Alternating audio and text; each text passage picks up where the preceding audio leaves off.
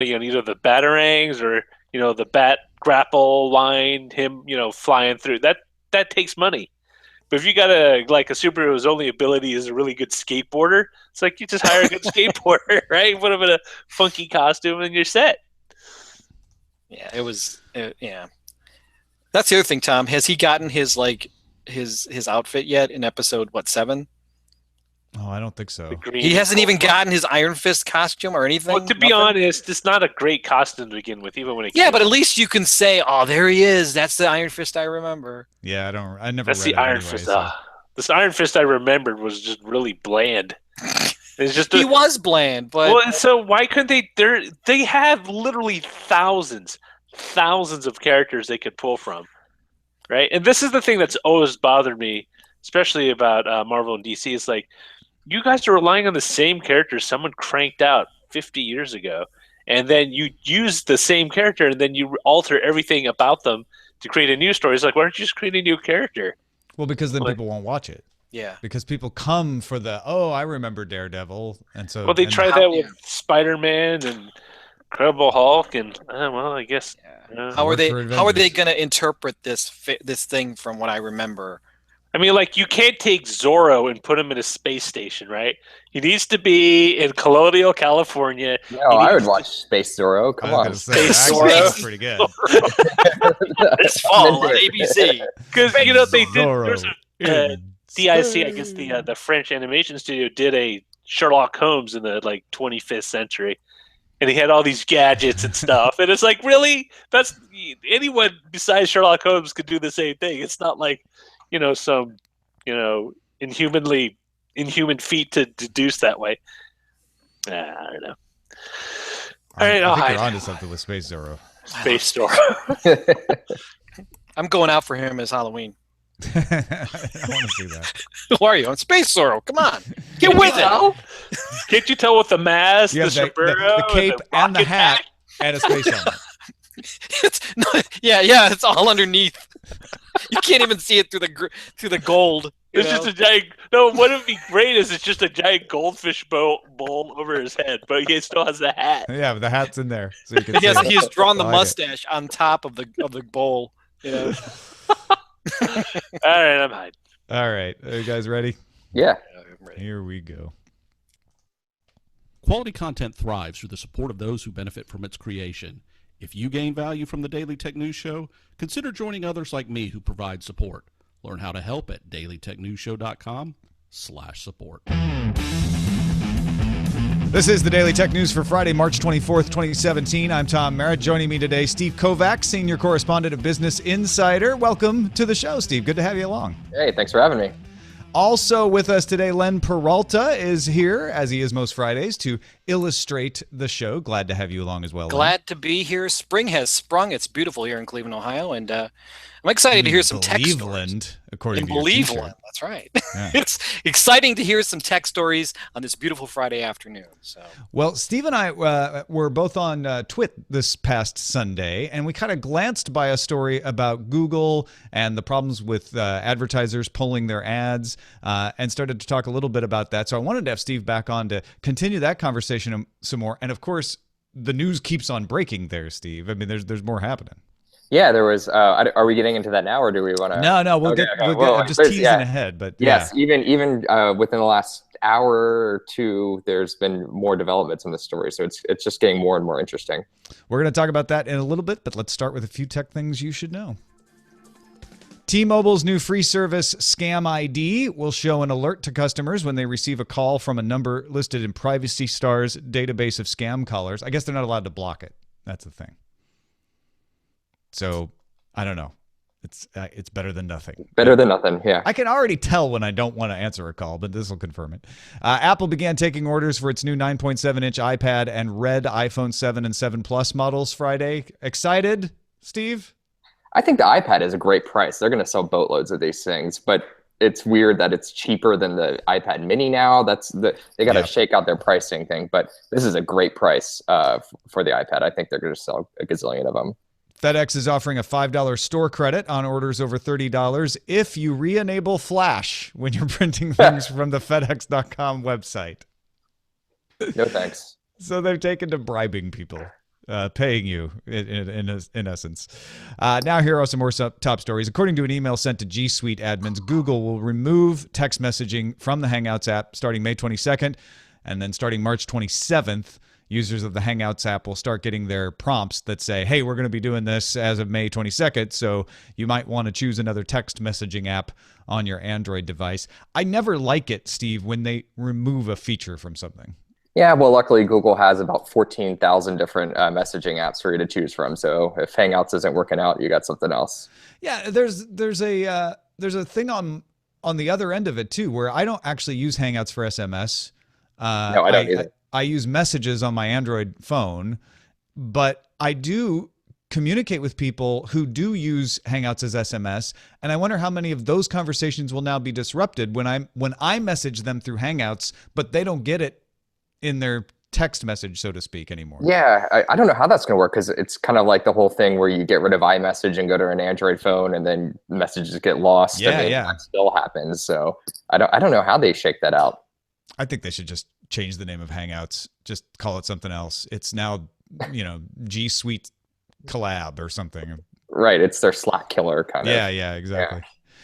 Twitter is surveying people to see if they would be interested in paying for premium features in TweetDeck. The premium version would include things like advanced analytics, special alerts, more information about your followers.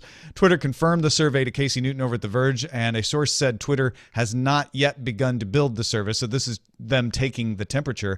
When I first saw this headline this morning, I thought, I'm never going to pay for Twitter. That's a horrible idea. But as soon as I saw it was TweetDeck, I started thinking, you know what? Actually, I'm worried they're going to kill TweetDeck. I'd almost be willing to pay a certain amount of money per year to have a subscription to it. That was exactly my thought. I'm glued to TweetDeck all day at work, and just it's how I keep up with news. It's way better than the Twitter.com. And man, if they turn it into a paid-only product, they might get me.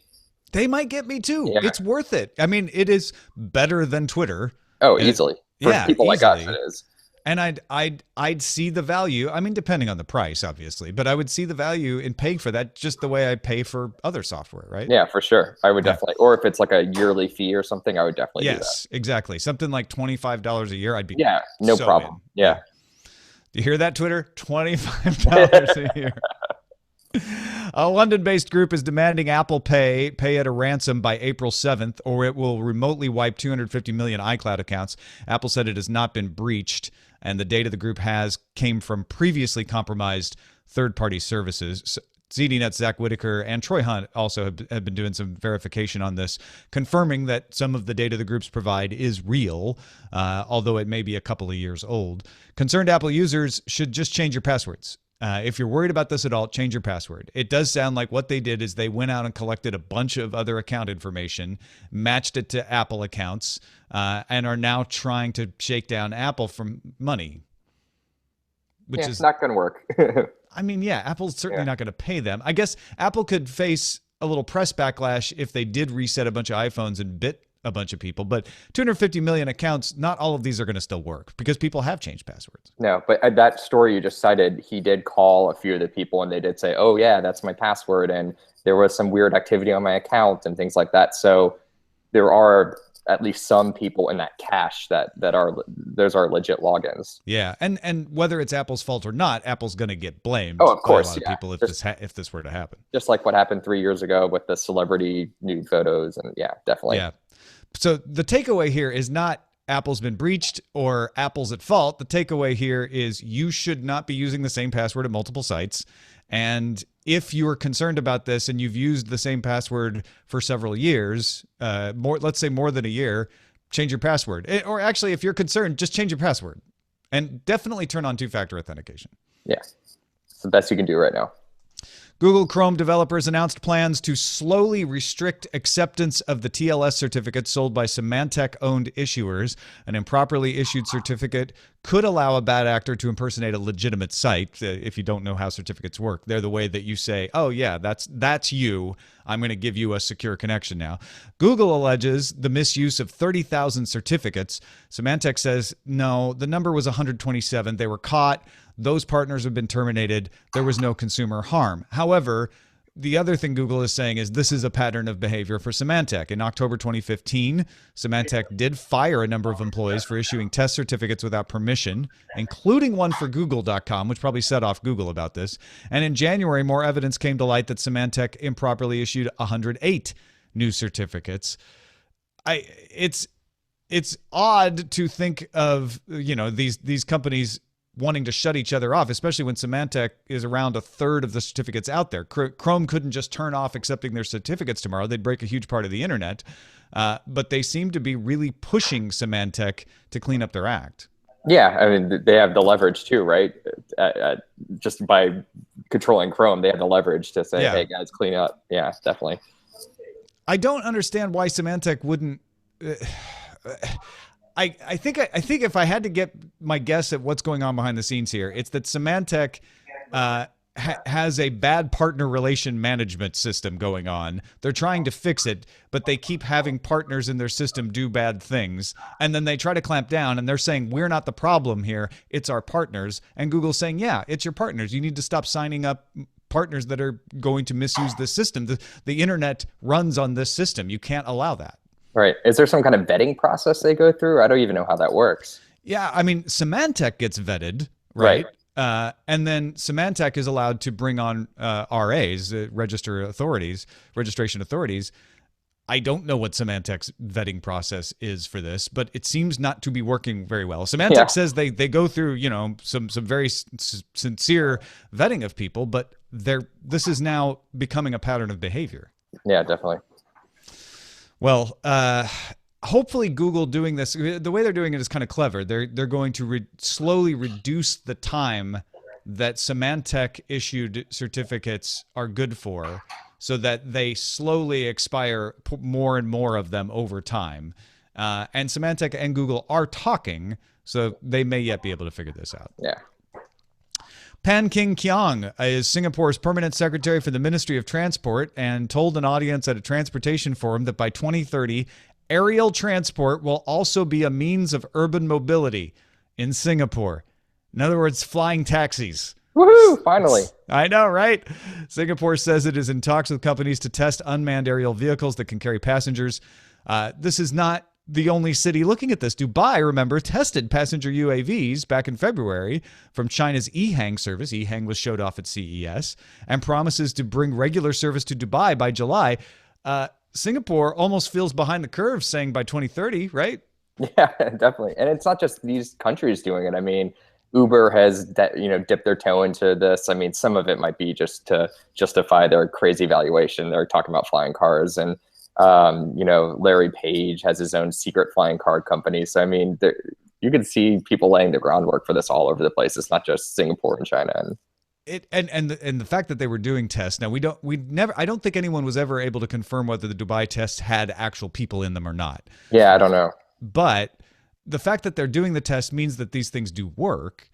So we are going to have flying taxis of a sort. It's like, how crazy is that? Yeah, I mean, I'm a little nervous. Like, I'm fine flying a commercial airline. I'm a little nervous flying just like a 1 or 2 seater little gyrocopter thingy that takes you around. But yeah, it sounds cool. I mean, I'm all for it. We've been promised this for decades, right?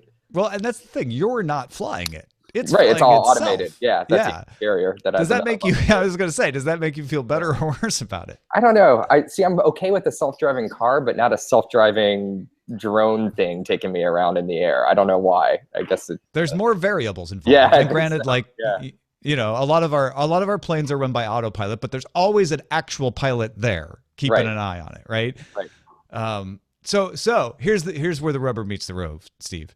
At CES next year, if there's a demo where you can get in one of these and fly around Las Vegas, would you do it? Whew, probably not. I think I'll pass on that one. I'm a giant wimp. You'll pass that along to another staff. I'll let the intern do it. Yeah, that's always the way it goes. The interns are more enthusiastic anyway. Right. So, they're willing to you want to please me, you'll get in this drone and fly around Vegas. There you go. I would, I don't know. Like, as far as myself, I would want to do it. And then when I got close to the front of the line, I think I'd probably start to chicken out. Nope. Yeah. On the other hand, like, how safe does it have to be for them to show it off for people? And that's why we haven't seen anyone get in one of these things yet. So this may be farther. If they do it here, the FAA is going to get involved and all that kind of stuff too. Yeah, exactly. Hey, folks, if you want to get all the tech headlines each day in less than 10 minutes, actually around 5 minutes, subscribe to dailytechheadlines.com. You can get it as a podcast in any of your podcasting apps or as a channel in new station in the Anchor app. Go check it out. So like we said, we've been talking about advertisers pulling ads from Google's display ad network, not from search ads, but from display ads. Still, that means, a lot of ads not showing up on YouTube. We had PepsiCo, Walmart, Dish Network today say they are suspending their Google non-search ads. And you had an article up on Business Insider earlier this week talking about the fact that this has to do with who controls the data. Obviously, it also has to do with showing up next to offensive videos, but there's more to it than that. We got an email from Derek who said, I wanted to chime into the discussion. Derek works in the advertising industry. He says brand safety has only continued to grow into a critical issue within advertising. It's not that advertisers don't get how the web works, but it only takes one screenshot of a company's ad next to something controversial to send things into a tizzy. It was only a few weeks ago that there was a lot of controversy about advertisers and Breitbart. Pulling out of YouTube is no easy decision. To Justin's point, YouTube has become a critical component for most advertising campaigns. Their withdrawal from the platform only goes to show how important companies are taking brand safety, especially as I'd imagine several of these advertisers have upfront spending agreements. That being said, there are several companies and technologies out there to help combat this issue. There are actually dedicated teams in agencies whose job is to check through and ensure that ads won't show up on criminal or other undesirable sites, especially given how big of a company Google is, along with how they often set standards for the web. Advertisers are expecting the company to do more on their end to address this issue. So here we go. We've got, on the one hand, advertisers seeing an opportunity to maybe use some leverage to get more data out of Google. Google has been very guarded about that for profit and privacy reasons. And on the other hand, we have a very legitimate concern that more people are paying attention to where advertisers' ads show up and that brand safety. Steve, where do you think Google's responsibility really does lie here? Oh man, there's so many things here. And I also want to point to an interview that Alphabet's chairman Eric Schmidt gave yesterday on Fox Business, where he admitted there's no 100% foolproof solution to this problem. They promised to get better and include new tools, but we also saw as recently today, the Wall Street Journal found Pepsi and Walmart and a bunch of other brands against some questionable content. So they're never going to be able to guarantee their matching with ads to content is going to be perfect, and they're never going to be, but they can just get close and better. So I think that is a really big thing, especially since AT&T even came out saying, we don't want to advertise with you guys again until you can ensure that this is going to be fixed. So that there's a conflict there. Yeah. And I think their responsibility is, this is what we talked about on Sunday on Twit, and it's, they are increasingly realizing they're a media company. They distribute media, and when you're a media company, that comes with some editorial oversight. When you turn on NBC or ESPN, you're not going to see advertisements running against ISIS videos or racist videos. That's right. Not the content advertisers want to pull against, and that's because there's a human there watching it, making sure we're putting the right kind of content on this platform. Google is all robots doing it. It's all algorithms. And, Schmidt even admitted, people get around those algorithms all the time. And it's just kind of this battle the whole time. So I really see, this is my journalist hat on. I really see this as you're a distributor of mass media. You take responsibility for that mass media. On the other hand, they are also a platform, and they aren't creating the content. So the analogy with ESPN is more like they're a cable company, but there are now an infinite number of channels. And right. And the only way you're able to do advertising on the web is programmatically. That, as I said yesterday, that doesn't absolve Google of responsibility. But how do you balance that out where, sure, you can hire more people and have more eyes and you can reduce it, but you'll never eliminate it? AT&T and everybody else has to know that there's always going to be, if you want to have programmatic advertising, which, by the way, everybody does. The advertisers want this too. They want to make it easy to buy the ads. you're never going to be able to 100% eliminate what's out there unless you eliminate whole categories, which would block legitimate people along with the criminals. Right, and then we ran into that issue, the blocking categories today, this week too. I know some LGBT videos were getting flagged. So I mean, there is that issue too. What people at the company keep telling me, and since this whole fake news thing started at both Facebook and YouTube, they do use that platform argument. It's like it's an impossible problem that we can't fix, which I don't totally buy. I mean, these are the smartest geniuses in the world, right? I mean, there's got to be some way to at least mitigate it to the point where it's not a huge problem. And then even as recently as, and then you look at their viewpoint on this kind of thing, it's like even as recently as this week as well, they were highlighting in the top news stories a Breitbart article about the Great Barrier Reef dying and not saying it's not related to climate change when it's scientifically proven it is. And their explanation for that was, oh, we like to show different viewpoints in the module. It's not viewpoints. It's not, you know what I mean? There is some kind of control there. So it's, you know, they don't know where they are, is my point. They don't know if they're a platform or a media company. There's two things there. Like one is that, you know, at a certain point, I don't want Google or Facebook or any of them deciding what stories are legitimate and what aren't. I want to make that decision for myself. And I don't like the idea of them controlling what I see. On the other hand, I think you're absolutely right. There is more they could do to control what we all would agree. 99% of us would agree certain things are just not okay, right? Right. And that's where I think the real question should become not can you fix it? Because Google can easily say, well, we can't ever fix it unless we change the way we do it. But can you improve it? Can you do better? And how much? And I feel like the advertisers know that. They know that it can't be 100% fixed. That's not really what they're asking for. They're asking for improvement. And that's where Laura O'Reilly's article from Business Insider plays into this as well. I think they also want to get a little something out of Google in the meantime. They've got a good public relations fiasco that they can take advantage of to say, and while we're at it, we want to know more about the people we're advertising to. Because if we go out on the open web, we know all these things about folks, but you keep us from knowing that about the people we're advertising on your platform. Right. They want to implant cookies. They want to have data. They want to buy ads through third parties. They want to do a bunch of stuff. And this is stuff they've been asking for forever. And now a lot of these brands feel like they finally have the leverage to kind of commit to get at least some concessions from Google on that front. So I mean, granted, this is just a backroom negotiation. My guess, guess is at the end of the day, what's going to happen is Google's going to finally come to a position where they're like, okay, fine, we'll give you this much more, but that's it. And the advertisers will say, fine, that's good. And we'll have that all resolved. But this is already pushed farther than I thought it was going to be. How much farther do you think, if you had to guess, this will go? Yeah, I'm sure we'll see more brands pull out. I mean, and these aren't just like small, like mom and pop shops. This is Verizon and AT&T and Pepsi, like some of the biggest advertisers in this country pulling out. And in the UK, it was a lot of government organizations, which, they don't want the whole thing started because they found out governments were indirectly funding these extremist videos. But how far does it go? I don't know. It doesn't seem to be really harming Google's bottom line that much. You look at the stock, it's been basically flat all week.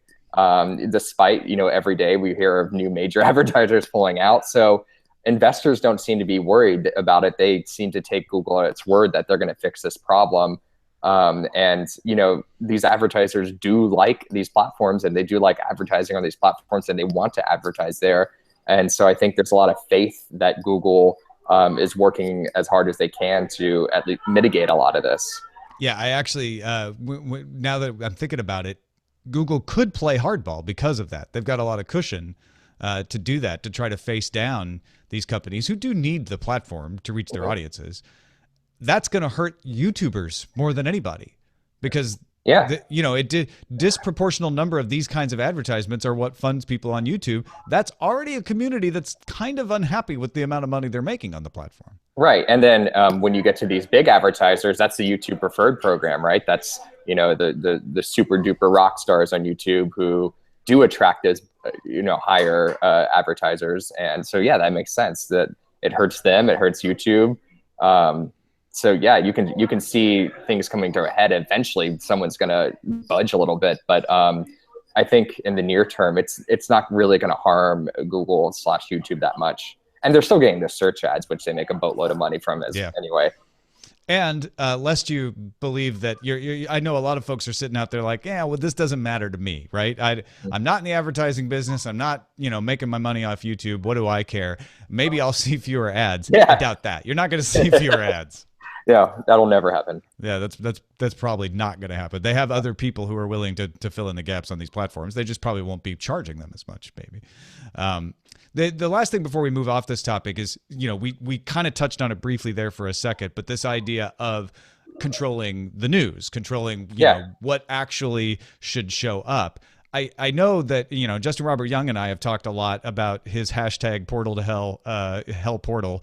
And I'm not as far down that road as he am, but I think I'm a little farther down that road than you are, because I get very nervous at the idea of Facebook in particular, but any platform deciding what I can see. On the other hand, I think the system that they'd set up is so conservative, like if anything, it may not have much of an effect. It sounds like you think they should come in and take more control. Yeah, I apologize. My colleagues are screaming in the background. No, I definitely, I do think they should take more control, because there is this, Facebook especially is a way a lot of people get their news. And when things are just kind of fed to them as either stuff that Facebook's whole goal is to show you stuff that you want to see and keep you scrolling through that news feed. So if you see stuff that confirms your biases, that confirms, the way your world view, you're more likely to look at it, even if it's not true. And Facebook isn't smart enough to determine that yet. And they're a disseminator of information. Like, I'm coming this from a big journalist perspective, where, even in journalism school, which, by the way, Justin was in journalism school with me, so he should understand this too. It's you learn that there is this responsibility that goes along with it. That doesn't mean you hamper free speech. That doesn't mean let the racists, put their videos up if they want to. That's fine. You can still have that kind of platform. But when it comes to bubbling up that content, there does need to be a filter on it. And I think that's the mistake Facebook's making, because I would argue Facebook is more like a newsstand. Or the mail system, except that they started to put their hand in it. They started to want to say, well, these are the things that are important. These are the trending topics. And once you start involving yourself into curating that stuff, and LinkedIn's doing the same thing, and I'm curious how that's going to affect them, you start to have to take responsibility, because now you are acting like a journalist. Yeah, and then LinkedIn's different, because I don't know about you, but I've never seen anything controversial on LinkedIn. It's usually just like boring. It kind of self-polices it, because everybody's like, I don't want to offend anyone because I might want a job from them. Yeah, exactly. And it's just like, some, sales guy in Idaho or something, like, posting some like thought leadership stuff or something. But so they don't seem to have a problem with it. But it's Facebook, just the masses, 1 point however many billion users, you're just going to get a flood of garbage. Facebook is trying to filter through that more. And at the same time, I think this is really politically charged. I really don't think we'd be having this conversation if like Hillary Clinton had won. I legitimately believe that. Like, I think that because a lot of that fake news stuff did lean towards the conservative side, and a lot of people started, trying to wrap their mind around the election. So that was one way they blamed it. I think this whole debate would look totally different if Hillary Clinton had won, to be honest. You may be right. I don't know. I tend to think that there are just as many folks concerned on one side of the aisle as the other, but it would have a different flavor, the debate. Yeah. For sure. And the biases of the various companies would play in differently as well. Yeah, definitely. Well, thanks to everybody who participates in our subreddit. You can submit stories and vote on them at dailytechnewsshow.reddit.com. Keep them coming. I just was talking to Scotty Rowland, actually. He's getting his hand back in to the subreddit. Big thanks to all the moderators who've been keeping it going over there. You guys are the best. Let's get to a message to feedback at dailytechnewsshow.com before we're out of here. Jamie in rainy but hey, it's better than snow Vancouver says, I wanted to chime in on your conversation Wednesday about LastPass and the integrity of its services in light of vulnerabilities that were found. found. You asked Scott and Tim if they felt that LastPass was still safe to use. My answer would be, of course it is. LastPass, after all, is just another piece of software, and all software is prone to this. Should we stop using Firefox when a bug is found, or stop using Windows or Mac because of a new exploit? LastPass does contain more sensitive information, but we shouldn't be discussing its integrity based on the existence of vulnerabilities. Their response and efficiency at patching said vulnerabilities should be the focal point of any discussion. We did get a few other emails from people who said, I would never use LastPass because my country or my company have a policy that says I'm not allowed to have my password given to a third party. And they considered giving a password manager your password, giving them to a third party. Now, LastPass would argue, we encrypt them, we can't see your password, so you're not giving them to us. But there is another side to that. I'm curious, Steve, how you feel about password managers, especially in light of them, like any other service, occasionally having vulnerabilities reported. Yeah, I totally rely on it. I use 1Password, and I tried LastPass a gazillion years ago, and it's not that I didn't like it. It's just like, I don't know, I just fell into 1Password. But I live by it. Like, I mean, I have a different, like we were talking about earlier, I have a different password for literally every single service. If you ask me what my Twitter password was right now, I have no idea. Like if you had a gun to my head and asked me for my Twitter password, you'd have to kill me because I don't even know. So I think in that respect, it's good and it stays safe. But again, of course, yeah, nothing's totally. I mean, I use my Dropbox account to store the encrypted file so I can sync it between all my devices, and that's worked out pretty fine so far. But yeah, there's always going to be a risk, and if someone cracks my that one thing, they got my life. I mean, well, and I think that's really important to emphasize, and I know I've said it before, is this is not about the solution that protects you 100%. This is about what is the line for you. At what point do you feel like, okay, this I feel like I've gotten as much safety as I can afford to have. Yeah. Because you can never afford 100%. It's just not possible. Yeah, and it's not foolproof, but I mean, again, I've been using it for, I don't know, last 5 or 6 years, I guess. And it hasn't failed me once. And, there hasn't been a major vulnerability.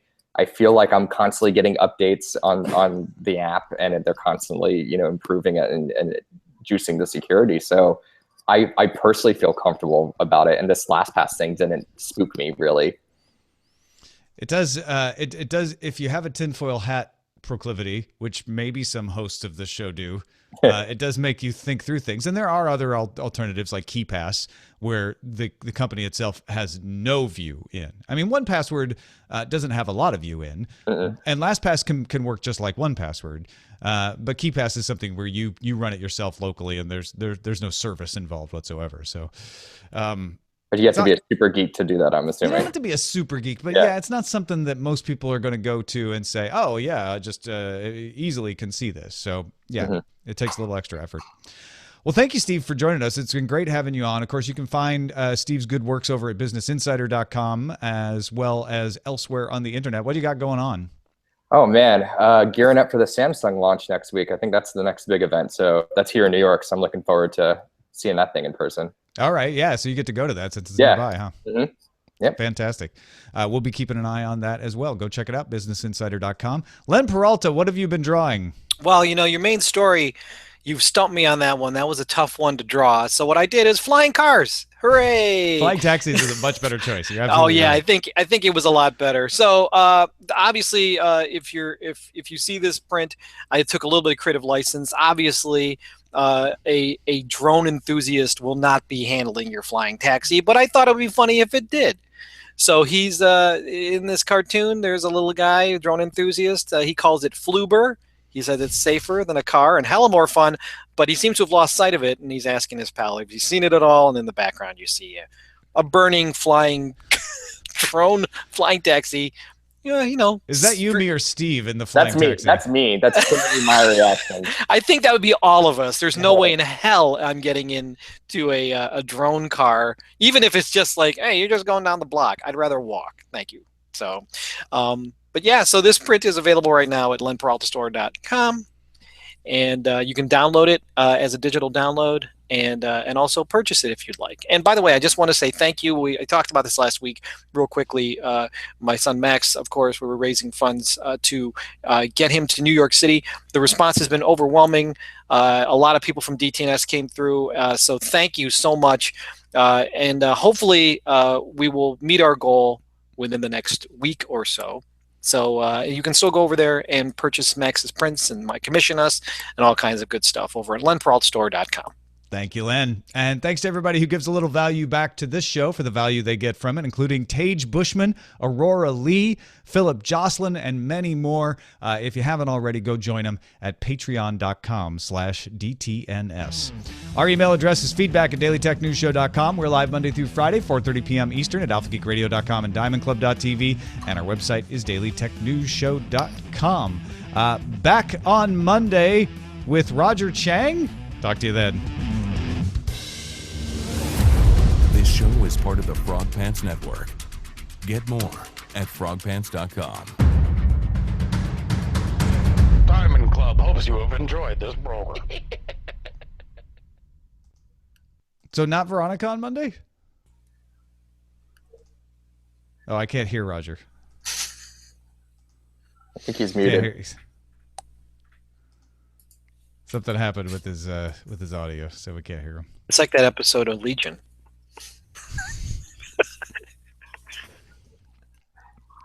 He'll come back and do titles. Steve, thanks again. That was great, man.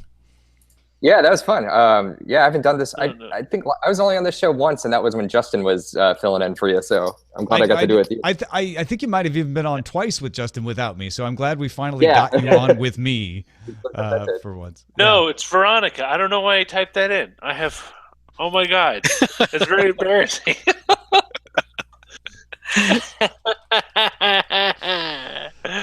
All right. I was a little confused there, but I think I might be low in my iodine or something. I honestly have no idea why that was typed in there. All right. That's funny. Steve, what we do is we hang out while I edit the show afterwards. Yeah, sure. And you're welcome to hang out. If you need to go, that's fine too. Yeah, I got time. Awesome. Yeah, I do have to go. Unfortunately, all right, Len. I got to go meet my buddy downstairs. So no worries.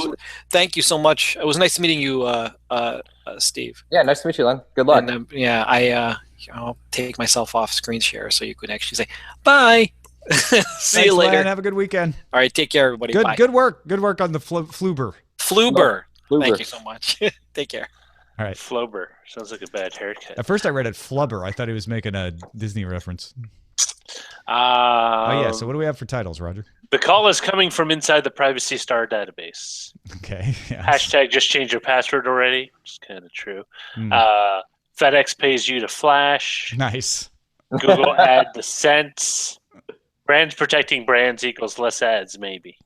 I like the FedEx one the best, I think. FedEx pays you to flash. Yeah. Singapore falling for flying taxis. Even advertisers hate ads.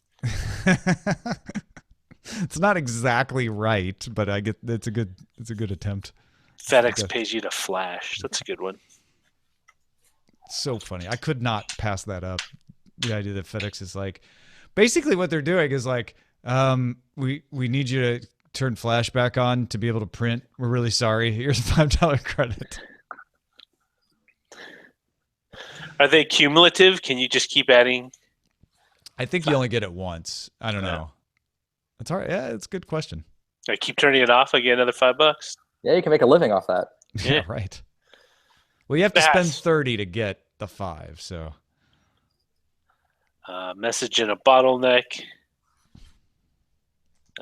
we'll let people vote. If you're watching live, go to showbot.tv. Vote. Put in some votes. FedEx pays you to flash is leading right now. Yes. Flashy ads.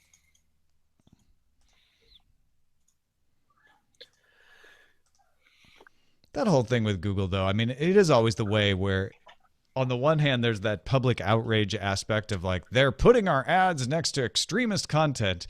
And then, of course, when you get down to it, you're like, that's not really what's going on. That's just the recent reason to be able to try to negotiate. I feel like some advertisers don't like the look. I feel like if the Times never did that story. Yep. We never. I mean, it's just like what happened with PewDiePie, right? I mean, if Right. Wall Street Journal didn't happen to, I mean, they weren't investigating PewDiePie. I don't think they were like, oh my God, what is this? And then, by the way, he's one of YouTube's biggest stars. And right. Yeah. Yeah. Nobody would have noticed. It would have just flown right under the radar. I mean, it's just a whole new media world where just so much is being, self-produced. And I mean, like, there are innocuous things like this show, and then there are crazy shit and racist stuff, and they're still figuring out how to grapple with that. That's a really good point. We don't get near the attention of the crazy shit. Yeah. So you should go full InfoWars for one episode. Yeah. Maybe we should. Yeah. What's the tech version of InfoWars? Oh my God. Yeah. Macalope, that Macalope guy. Or gal, the crazy anonymous blogger. I mean, yeah, you can go into the privacy policy aspect of it, and people do. But I'm thinking, like, what if you stick strictly to tech? Yeah. What's the most paranoid? Like, if you set aside legal and social aspects, what's the paranoid? I guess it's the Mac rumor, it's the Apple rumor, Android rumor mill. You just have to ride that mill. Are they paranoid, do you think? Apple's going to start charging more. They're going to start taking away. They're going to start charging you for Facebook. You just watch me. Look, Twitter. Oh, this Twitter story, right? That would be a gold mine for that kind of show. Yeah. Or then there's the Apple defenders who, look at Tim Cook the way Trump supporters look at Trump, and they can Tim do Cook no wrong. Can do no wrong. Yeah. Why are people? Yeah, well, and you could do that. You could do that for almost any of the major fan bases, right? Like, why do people always persecuting the leader of my favorite brand? Yeah. Are there Amazon fans? That's a good question. Are there Bezos heads out there? I don't know. Like, I know there are people who really like their Echo or Kindle, but I don't. Yeah, feel like yeah. But I don't feel like there's Amazon fanboys who get mad when you're not nice to Amazon. Yeah. I don't think they've really reached that level. That's a really good point, because there's definitely Facebook, people who defend Facebook. Oh, God, yeah, and Snapchat, and yeah. Yeah. But Amazon doesn't have the social network aspect of it. No. I mean, I like ordering my toilet paper from them and whatever else. I got my Switch, by the way. I ordered it today. They had it in stock. Oh, really? Yeah, I was like, someone tweeted at me, it was like, if you have Amazon Prime, you can get it now. And I was in the middle of like a really important meeting, and I was like, screw it. I was like, excuse me, important tech executive, I need to buy a Switch right now. Can we? I'm sure you understand. Yeah, but I got it, so it's coming Sunday. So. Did the important tech executive also buy a Switch? Yeah, no, he probably had 1 million of them, but yeah, it was great. Oh, that's hilarious. Dream come true. It's really good. I've been trying not to talk about it on the show because people are getting tired of hearing about it, but I'm still playing it. And the aspect of it that I think is the most impressive is that Microsoft Continuum type aspect. The fact that I can be playing it on my television, walk over and just yank it out. I don't have to, do anything. I can just pull it out of the dock, and I'm playing exactly where I was seconds before. So cool. And it boots up quickly, unlike the PS4, which takes a year to boot up. Oh my gosh. And always has an update every time. Right, exactly. Well, the update thing you're never going to get around. I mean, even the Switch, there's a date update, and that's just the fact. I just got Mass Effect for PS4, and like before I could eat. Oh, so I do like it. I think the critics are too harsh on it.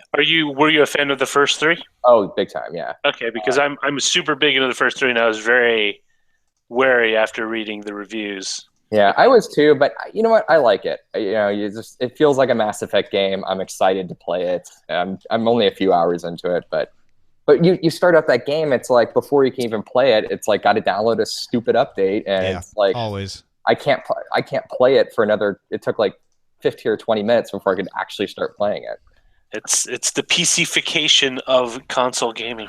Jesus. Updates.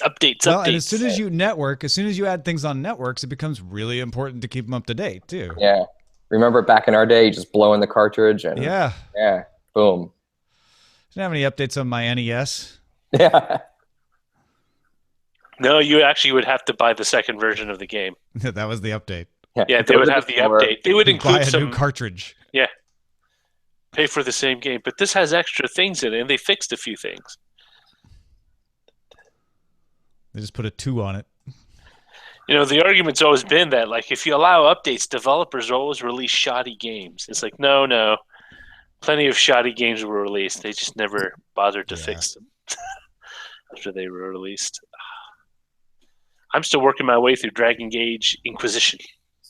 Oh, that's been out for years. Yeah, but I got it for $13 off Amazon as a digital download for Xbox One.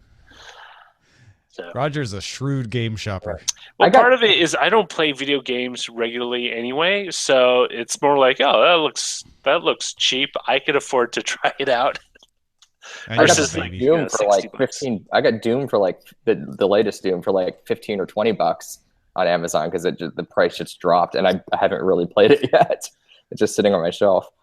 It's I have to say, occasionally, like I live on those things because I'm not hardcore anymore. Like if you asked me 10 years, like when Mass Effect first came out, I was the first in line to buy it. Mass Effect 2, first in line to buy it.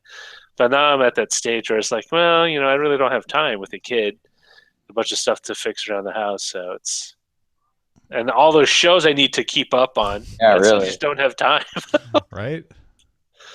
So All right. So yesterday, Roger and I were talking about how we think self-driving cars and will end up playing out. And Roger was saying he thinks that we'll rent them and keep them versus just doing like an Uber system. Alan wrote in and said, I think the way you would use self-driving cars is the way an air traveler would. You go from point to point. For me, this would be especially apt since I tend to be an air traveler that visits cities. There's usually already decent public transportation at my destination. What Roger was describing is more from the point of view of a car traveler, where your car is not just transportation, but storage and almost part residence, your closet away from home. Families especially tend to travel this way.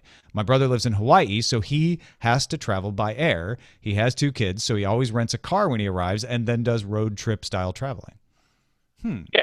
It really depends on the kind of trip you're taking, right? If you're a business trip and you're going to be at a conference all day, you won't need a car, right? And you could easily get you could Uberifying it that way. But I think a lot of people, because for the problem, the issue is like for a lot of people, air travel, especially with family, is a huge pain in the ass now between security lines and getting to the airport early and all that stuff. I mean, to be honest, it's just great to throw everything in the car and have the car drive you. Granted, it might take you, and I'm talking about situations where you're driving like the distance from LA to SF. Granted, it's going to take you like 6 hours versus 1.5. But if you include the time of getting into the airport, standing in line, and leaving the airport, and getting transit, it sort of works itself out, and it's a little more fun and less stressful. I'm not saying you won't have rental self-driving cars or even personal self-driving cars. I'm just saying that the majority of people won't want to have that kind of responsibility. They'll just want to have one on demand. But the storage part is the thing that Alan mentioned that got me. I'm like, okay, yeah. Even if self-driving cars end up being only a minute away, and it's super easy to just walk out your front door and grab one, it won't have your stuff in it. That's a good point.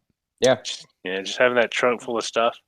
And it's just like, when when it drives itself, you could totally snooze or plan your next, like, tell the car to go to Disneyland.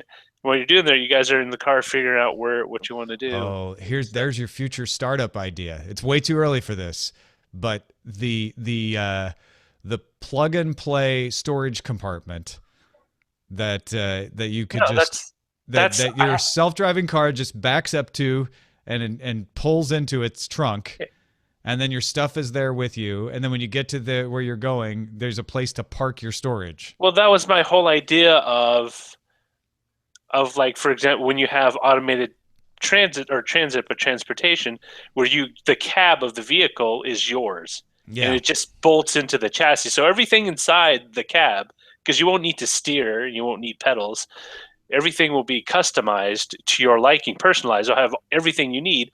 All it is it just gets popped onto the next available chassis that's rolling your way. Or put into the Hyperloop. Yeah. Ooh. right? And then the great thing is you don't have to worry about like if you're a hypochondriac, you don't want to get germs. It's like, well, this is my own personalized capsule, so I know everything's clean, or this is where I keep all my suntan lotion, beach stuff. And then it gets attached to the quadcopter that flies around. Well, that's the whole thing about modularity. If you could do it that way, it becomes independent of the actual locomotion mechanism. Instead, it's just your personal. And then you have a whole culture of people that just live in their pods. That was an episode. See, I still don't understand how that worked in Doctor Who. Like, how can you have entire generations live in that? Like, when they need to eat and, physically get out and get exercise. Oh, you're talking about the one that had the big city? Yeah, where everyone kept going around in a traffic jam for generations. Yeah. Like, when people just atrophy into giant globular masses. Yeah, there's not a lot of exercise in a car. Yeah. I don't know, Steve. What do you think? Are we gonna still have car ownership with autonomous cars? I think it depends on where you live, and because there's another idea that Elon Musk is floating and others that you buy a self-driving car, and then when you're not using it, you can effectively rent it out to other people when it picks them up, and you become like your own personal Uber, and you can earn some money that way.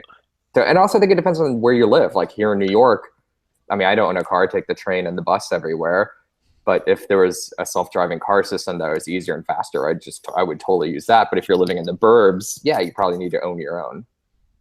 But I mean, so many of those things have a knock-on effect, right? Like self-driving cars will maybe not eliminate, but it'll greatly reduce the need for motels.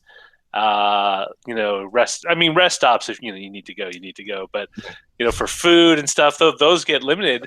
And it'll be interesting. Like even the way we develop houses right now, at least in the U.S., suburban homes are very garage centric, right? 2-car garage, and it's always in the front. I mean, at some point, like those could easily be turned.